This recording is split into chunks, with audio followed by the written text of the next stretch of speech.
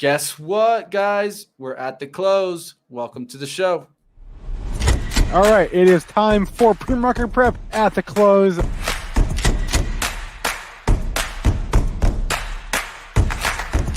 Three consecutive highs, opened, matched yesterday's low, and then once it took out there, that's all the breakout momentum traders needed. What's going on, traders? Yes, I know. Where is the Spencer man? He's not here. He's going to a wedding, going to go have some fun. Cannot blame the guy. The guy builds hard. So if anything, let's give it a thumbs up for him having some fun and not being here right now. But I mean, you got me at least, and you got Joe, of course. So what's going on, Joe? How we doing? Mitch, man, I have to tell everybody what a gem you are, helping me out with production for the event tomorrow.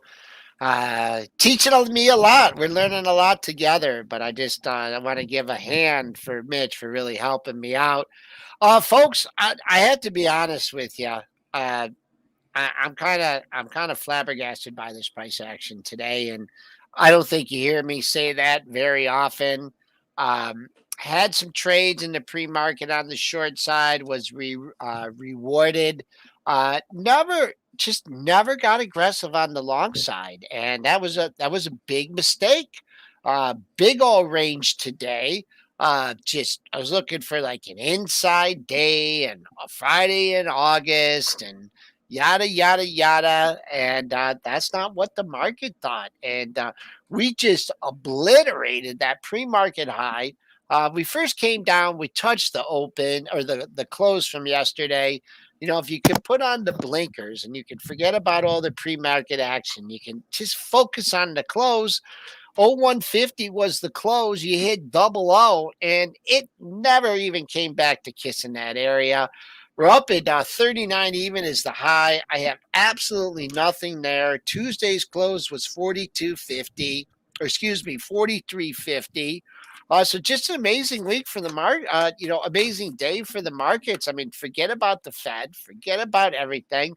This is a bull market. And the dips, I mean, yeah, you made the low of the week yesterday, but we're almost 100 points above that. So this market's not worried about the Fed. This market's not worried about interest rates. This market's not worried about the Delta variant.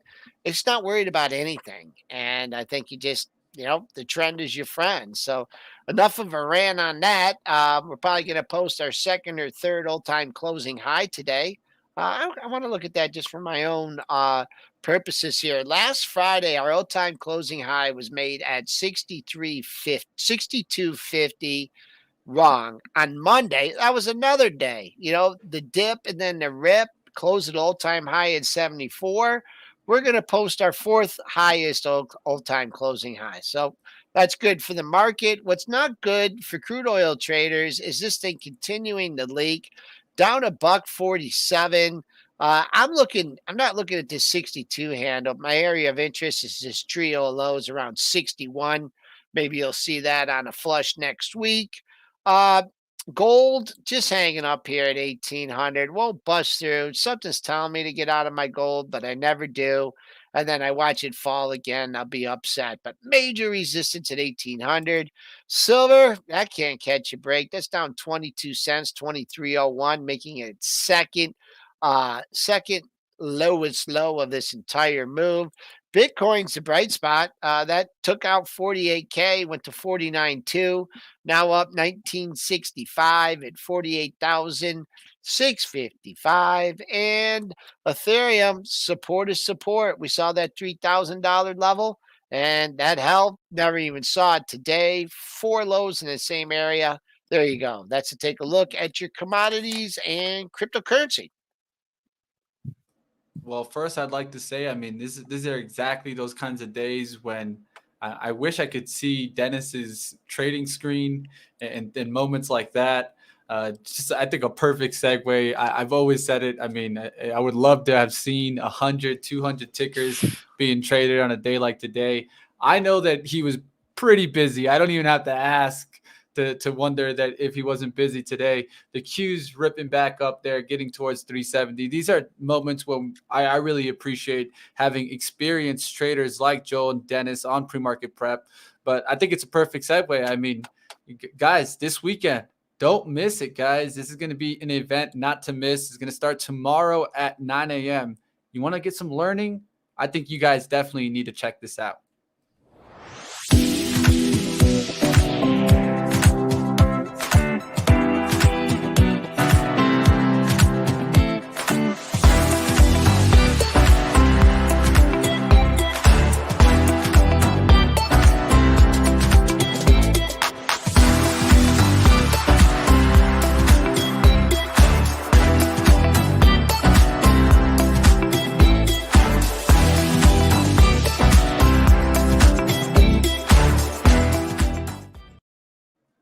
Gotta have a new dance. Can't do the Dennis dance, right? Yeah, Dennis can't do that.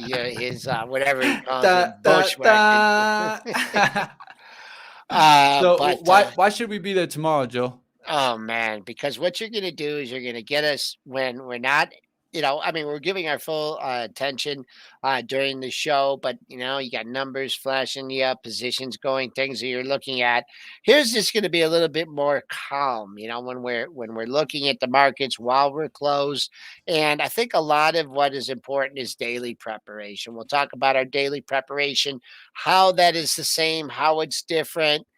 Move into like the actual putting that the preparation into action. And then after that, resources needed for the preparation and for the things, for the actual moves. I think it's going to be fascinating to have Rob Friesen on of Bright Trading. It's just a whole different style of trading and very, very similar to what Dennis does as far as arbitrage. I think you're gonna look at after this event. If you attend this event, you're gonna look at the markets with a whole different perspective.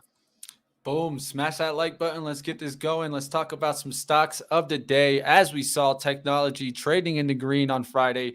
Really interesting. I mean, I think one of the things that was leaning me towards the green side too was the Tesla talk. We had that Tesla. We'll take a look at Tesla in a second. But let's take a look at the biggest movers of the day. For me, I think that's Microsoft, Cisco, and Salesforce on the technology side. We'll take a little bit of a look at Tesla in a little bit. But Microsoft, softy with the big move there. What are you thinking, Joel? Boy, oh boy, I'm thinking that that breakout at 290, it took a while, but if you're focused on that area, you got a heck of a trade going. What I noticed about this yesterday, and I hope I remarked it, was you made a new all-time high by a wide margin. When you make a new all-time high by a wide margin, that bodes pretty well for the following session. Whoever's short this, they're toast. You see the steady climb really in the this is the after hours pre-market, just a little dip off the open. Big range. This might be one of the biggest 2-day moves in Microsoft since since last year. So, man, I mean, the trend is your friend in this one. You got a great breakout. I don't know where this thing's going to stop, but Microsoft will give you a double top or a triple top to something to lean on. If you're trying to protect profits, you probably do okay. Just sticking a stop at the low from today. I mean, that's $6 away. So, Mr. Softy, I mean, that just, the index is up 0.83. Mr. Softy, 2.72. I mean, leading the way. Apple, a little bit more tame. We talked about a trading range in Apple, 144 to 148. Gave you a look at that 144 yesterday and just kind of hanging out. You did take out yesterday's high, but recouping that 148 level. So, but I'll go back to you, Mitch. I don't want to jump ahead on stocks. I'll let you lead the way. All right, let's go into the next one. Let's go into Cisco, CSCO, guys. Look at that move. That's a big push in the last 2 days.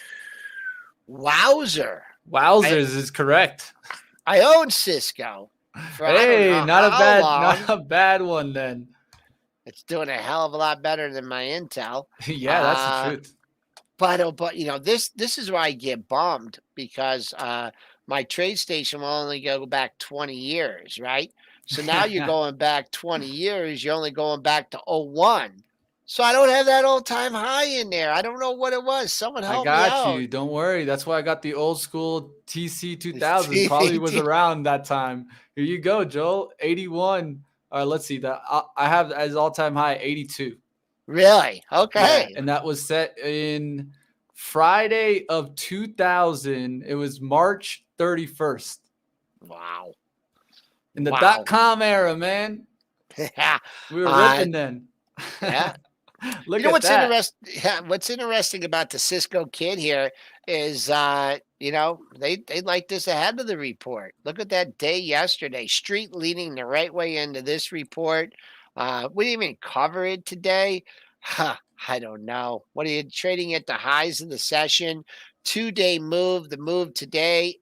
Just one note of caution. The move yesterday, 40 million shares. Today, on a Friday, maybe this will pick up in the last half hour, but not quite. Where the earnings were yesterday, right?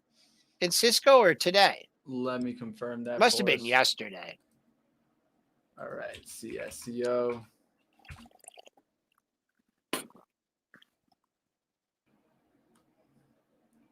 Must have been yesterday with that They kind got of price move. targets this morning, so that could have helped Yeah, for sure. yeah, A Jason bunch of Price. raises. Yeah. So, Yeah, and earnings were yesterday after the close. yesterday after the close. So that Mhm. price action from yesterday.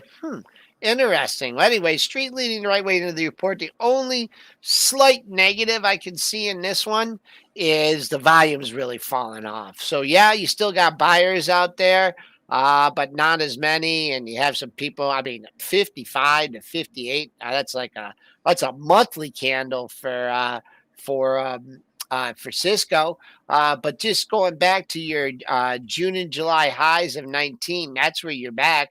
50-18, 58-15, 58-26. So stop it where it's supposed to for now. Let's see if it just blows through here like it's done all those other levels. All right. Next one I want to take a look at here. Nvidia finishing up about 5%. What a move there. That's looking really strong going into the close here. And what I like about this is just how quickly it made that move on up. Really looking strong. It went down. I mean, on the 19th, we had a low there on the hourly of 187.62. And in about 2 days, or really 1 day, now we're up about 11, almost 12%. Well, it had their earnings yesterday. Took some time to decide what to do with the earnings report. By the end of the day, they told it they liked it. New all-time high, I believe, 208.65. Oh, 208.75. That was the high back on July 7th. You're right there today. You did back off a little bit. It had hit a bumpy patch. Last time it got up here, it had a gap down day and struggled, but I don't know, man. The way this market's acting, I don't know if I'd look for a replay of that next week in Nvidia. Yeah, I would love to ask Dennis what he sees in the relationship between Nvidia and AMD, and if there's some kind of counter correlation there, because sometimes I feel like when Nvidia rips, AMD kind of hangs out. Yeah. Then all of a sudden AMD rips, and then you see Nvidia kind of hanging out. So that's what I'm wondering. Do we get another rip in AMD maybe going into next week as we see this big rip in Nvidia? So I'll look for Nvidia to kind of lead and take the wheel this time. I feel like sometimes that relationship plays there. So I'm going to keep an eye on it. Let's see. AMD had its big earnings move, boom, boom, boom, boom, marched, and he just found some profit taking, gave back about half of that move, and just kind of settling in here at half of that move. Come on now, was like the just around 105. So tight range today. I keep an eye on this one for tomorrow or Monday. 106. I keep an eye on that. You've stepped down. You got two consecutive highs at 106. So you're at 104.45, but I think this thing gets fired up to the upside when it can finally clear 106. All right, now I want to take a look here, and some people are mentioning names of this area in the chat. That's why I'm going to it. Like I said in the chat today, I want the show to be about you guys. So if you guys have something you guys want us to take a look at, definitely let us know in the chat. That's what Joel and I are here. So they're mentioning a lot of the casino names and kind of those reopening plays. Today, I'll give off some percentages, and then we can take a look at maybe some of your favorites there, Joel. So CZR had probably the best day, 3.78% up. PENN right behind it at 3.5. I know that in the chat, people are watching Win and maybe LVS being mentioned in the chat. So maybe we can take a look at LVS or Win chart. Wow, Win is the man. one that's struggling really, really hard. I just don't understand why it's down today when essentially – in my form of the industry, there's only one other name that's red compared to like 10 or 15 names in the green today. These Vegas stocks they're just out of favor. I mean, that's all you can say. I mean, this is coming. I mean, I guess the good news is that you didn't make a lower low from yesterday. Uh, Gonna try and be unchanged on the day, so you got a level to lean on if you're trying to swing trade or a longer term trade. Two lows in the same area, but man, oh man, you could have probably said that a few other times during this jaunt. Uh, just I don't know what's going on in Vegas. I mean, the online gaming. Do you need to get in a plane and go to Vegas and stay in a hotel? I mean, the casinos. I know it's just there's a lot of competition out there. So these charts they were in downtrends before COVID, and now they're just not. They're just out of favor. This LVS continues to sink. And I think that had a decent earnings report. So if you're looking to go the reopening out, it just these stocks just don't seem to be catching anyone's attention. All right. One stock that I wanted you to take a look at because I always love the way you approach your levels, Joel, is PENN. PENN is one that I've been really trying to figure out if I should take the chance in it. I know some people mentioned GAN in the chat. I also like that one after the earnings gap down. It looks like it's trying to fill the shadow. We'll take maybe a quick look after that. But PENN, let's take a look at PENN's levels, and then we'll go and take a quick look at that GAN from the chat. It just seems like it has these false hopes. And it was like the 7350 area. You can see 1, 2, 3, 4, 5, 6, 7, 8 highs in that area. Then it had the crazy day when it did that acquisition, popped into the 74 handle. Everyone thought they were safe, and they just flushed the toilet on it once again. Yep. I do see a little bit of a bottoming formation here. Two lows in the same area, not super close. Well, actually, you got three lows in the 64 handle and another low in the 65 handle. So that could be a big boy, 64, 65, trying to accumulate on weakness. A little bit of a lower volume day. I do like the fact that it took out yesterday's high, but man, 67.73 is your 2-day high. So I expect a little more momentum to the upside if you could clear that. But, you have spotted a buyer here ahead of that low of the move. So it looks like some big boys are stepping up here. We just don't know if it's to cover shorts or whatnot. But it's tight here. Got a chance for a breakout to the upside. Yeah, I have to point out, I was laughing because I wanted to see you talk about those lows too. That's how it is. That's what it's about. I'm learning a little bit. I'm learning a little bit. Yep. You're catching me. You're catching on. You're Hey, that's the sharp only way. cookie. That's what it's about, right? Okay, let's go ahead. So let's take a quick look at that GAN. What are you thinking about that? It Oh, looks like I it's hate trying to this do that again. little shadow fill. I mean, it had earnings on Monday, and then it kind of did this little gap down, quickly filling that gap today. It already filled it. Yeah, So once again, parallels in the same area, folks. Like to note, I'll talk about this on Saturday too. The earnings reaction, what happens that day was an overreaction. This also came into some monthly support. It was closer to 15, but if you're doing some longer term trading, hey, 15, 14, who's splitting hairs on that. It did fill the gap. If you have a gap on the downside now, only a nickel gap, so that's no big deal. But yeah, let's see. What would be very interesting for me and for the street to just blow this report off would be 1622. That was your high on August 16th, or your close on August 16th. You're still a buck lower than that. So overall, the street isn't over enthusiastic here, for its next quarter projections. But a close above 1622 would turn my tide on this one. And I just want to bring up one stock that, man, I hope some people were listening to me on this one. I don't know if I did it in this show or was it it might have been PreMarket Prep Plus, but maybe I can go over this tomorrow. JW Nordstrom. Did I I'm talk laughing. about Look at my screen. Look what's on my screen. JWN. Is it exactly that stock? Exactly. teaser? That's what it's about. You talk about setups and favorite setups and whatnot. I mean, this kind of move. Strong day yesterday off the Macy's numbers, right? Mm-hmm. 33.94. This is not a big pre-market trader, right? Or after hours trader, not a huge volume. But I think it was on pre-market plus. I talked about this one and I said, let's look right, not to the left. Let's and I tried to imagine the candle. And the candle we closed at 33.94. I'm like, hey, taking a shot off the open here.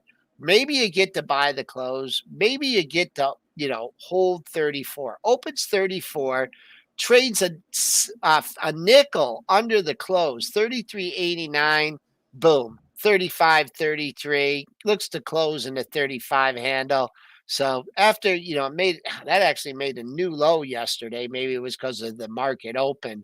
But those are the kind of trades where you're buying it at 34. Let's say you don't need to wait to 33.50 to tell you're wrong. And also look at the open. Like if you do your technical levels, look at the open as another technical level because that's where a lot of the am I giving away all my stuff for tomorrow, Mitch? Should I shut up or what? What's going on here? Maybe I should save some more for tomorrow. But what else would you like to cover in the remaining six minutes here?